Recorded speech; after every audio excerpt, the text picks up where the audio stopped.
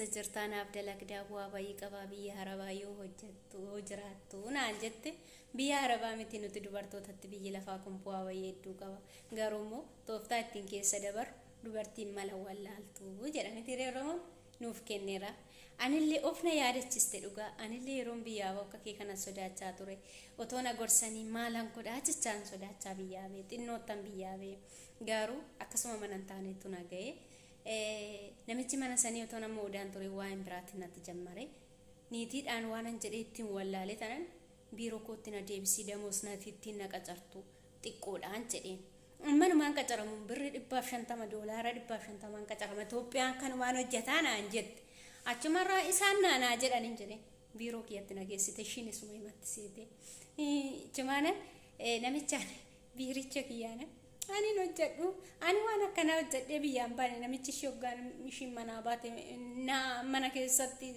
sirrii miti jedheen kamaalaan jedhee sitti waamiti achumarraa biyyuma arabaa kana keessa galeen hojjedhu ani hundumtuu akkasuma ta'uu danda'u biyya kootti na deebisiin jedheen ani waan akkana hojjedhee biyya kootiin dhufne achumarraa torbee lama bira teechisee hojii naa barbaade dhugaa waaqayyootti waan isaa jiraachisu namichi sanii mana jaartii takkaa nagalchaa achi dhiirri jiru naan jedhe achumaan waggaa 3 biyya san siqaay tokko malee asaaba tokko malee jaartii takkitti jechuudha torbeedhaan guyyaa jimaataa bichaa ijoolleen dhiira qabdilleedhaan ittiin hunduu niitii qaba dhufanii gaafa sanbata guddaa na biraa galu ani fataa jedhen jaartii takkitti wajjin jireenya qananii jiraachaa ture bu'aa bayii hin agarree siin jedha achi hojjedhee jechuudha bu'aa isaa malee jechuudha biyya san keessatti jijjiirama addaa ta'an hojjedhe biyya kiyyaarratti jechuudha lafa kaare mitira 500 bitadhe daarii magaalaatti jechuudha akka naannaa keenyatti mana luukii 90 irratti ijaaree kan waan ina argu jechuudha garuu isa keessaa guyyaa takka jechuudha faashiniidha kana jedhe waan tokkoon hin bitanne surree takkaa fi jiinsii takkaan duwwaa kootii jiinsii takkaaf surree jiinsii takka bicha bitadhee to'ii galee damoosa koo keessaa jechuudha walittan qabadhe waan takka hin balleessine kanaan ala kan warri naa bite sixootaa mina malee waan takka hin balleessine bu'aarraan oolfadhee kanaaf biyya arabaa bu'aa bayii qabaatus biyya hojii biyyatti jijjiiramanii siin jedha ammas immoo akkasumatti hojjedhaafanii ka'ee to'ii as deebi'ee garuu wantuma biyyatti siquun namoota biyya arabaatti irra siquun nama obsa si barbaachisaa tooftaa si gaafata malee garuu harka irra jiru obsa dhiirri arabaa namatti taphachuu danda'a yoo obsa dandeettii ittiin tooftaan obboleewwan komee komantii kana olii yaa dubbisnu dhiisi shittoo nuti warri biyya keessaa keetii si beeknaa ijaartee jirta shinoo yookaan faallee keessaa qaalii tokkottaa daalaa jedhiini jettee obboleettiin koo kun obboleettii guddaa isaa galatoon guddaa isaa galatoon maaliif namni nama beeku meen qixxaa'u jedha Oromoon kanaaf kunoo namni nama beeku akkanatti nama dubbisaa siin jedha sin beeku dhugaa waaqayyooti ani sin beeku keessan na dubbisin taleenyu akka taate garuu immoo fira warra abbaa manaa kiyyaan ta'in maaliif haati manaasaa miidiyaa irratti baatee gurraashii odeessitii naan jedhanii namicha koonatti naqu tolee ittaasuudhaanii obboleewwan koo dhugaa waaqayyooti kuni waan guddaa ta'eeti miti manni kan waaqati kan keessa nama jiraachisu waaqa gurraa miti garuu jalqaba gaafa miidiyaa kanarratti dhufu bo'een iyyee maraadhe tanan sin irratti dhufe maaliif duuti hoduu jaalatti jedha Oromoon of jajjabeessuufan sammuu koo dhugaa nama raachuudhaa xiqqoo kan naafe waa'ee koo jijjiire sinitti haasee siffaanaa taphachuun koo waa'ee koo sinitti odeeffachuun koo sammuu koo eeguufani gola ormaa keessatti nama raadhee agartuu koon dhabe hin dubbadhu fuuldura namaatti hin boo'ee dabarse waan ta'eef isa malee hiriyaantuu kana miti kan kana caalu hin hojjetti yoo waaqayyoon namaaf eebbise insiniin jedha warreen immoo bara dheeraa hojjannee homaarra oolfachuu dadhabnee jettani wanti hundi heebba waaqayyoo fi karoora abbaati waaqayyoon yaada keessan karoora keessan fiixa siniin aaba'u siniin jedha warreen immoo hunduma keessanuu haasaa koo fudhattanii na heebbistan mana keessan irree waaqayyoon siniif haa eebbisu siniin jedha naa jiraadhaa qaaliiwwan kooyi maala siniin jechuu barbaade dhugaadha wanti na hubattan waan tokko beekuma tokko qabaadhee osoo hin taane garuu kaayyoon beef hin dagadhu hojii koo siraatan hojjetadha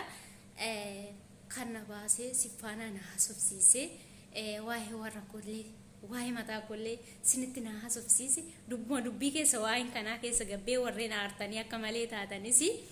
dhiifama guddaa isaa naa godhaati kunoo komantii kana jalaa dhaggeeffadhaa asinin jedha asinan jaaladhaa qeemochi madaamii nuti maaf akkas godhuu danda'uuf hin cinqinaadha wanti dhufe yaada isaa dhufa karoora bichaa irratti qabadhaa asinin jedha galatooma hundi keessan obboleetti koo guddaa isaa galatoomi keessan na dubbisiisin jedha ishi ciao darbeera isiniif immoo barumsa ta'a jedhee yaada akkan galeen haadha isaa fi niitii obboleessaa waliin argee jara lamaan nagaa gaafatan isa hodanii bira darbe reebee jara san bira hafe maaloo nagaa gaafadhu dhiifama naa godhi nan balleessee naan jedhe maal taate jennaan haadha keetuu jantaaniin na laale jedhe akka sababaatti haadha koo dhiyeesse anis haati koo waan barbaadde yoo si goote kanaaf immoo haadhaan jedheeni dhiifama naa godhi gaala kana adda kunneetti magaalaa biraatti si wajjiniin galaa si faana bultii dhaabbadhaa jedhe boo'ee na sagade laaliin jedheen ani intala haadha abbaan guddiseedha nama safuu beekudha kallacha biyyaa ofiin abaarsisu jaarsa biyyaa ofiin abaarsisu kaadhima kee fuudhii waan ittiin si hagawanis kan carraa kooti hin dhabuun jedheeni isaan booddee nan galee harmee koo nan gaafadhe harmeen kiyyas warra sanii kotteen keenga odoon du'ee badeenaan jettee maali jennaan sababa dhiyeessite sababni ishiin dhiyeessite sun immoo hariiroon isa waliin uume saniyyuu akkan gaabbuna taasise ani torbee hin tutturre akkan galeen ji'a sanitti nan kaadhimame ollaarra namni wayina kaadhimatee gituma kiyyalleedha bakka sargiin qabametti immoo manuma koona dhufanii wanti natti dubbatanii jiin dawwalee wanta akkanaati sirri akkana gochaa keeti jennaan eeyyennaan jedhee namni sun isaas aarraa jiraatu akkasuma waajjira poolisii dhaqee murtoo irratti fudhadhee mucaa sannan hiisisee halkanii tokko guyyaa tokko hiisisee isaan booda araararree nu godhanii innillee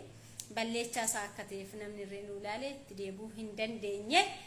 kanan biraa immoo guyyuma tokko argee tanaan inni immoo jaarsa abbaa koo bira taa'ee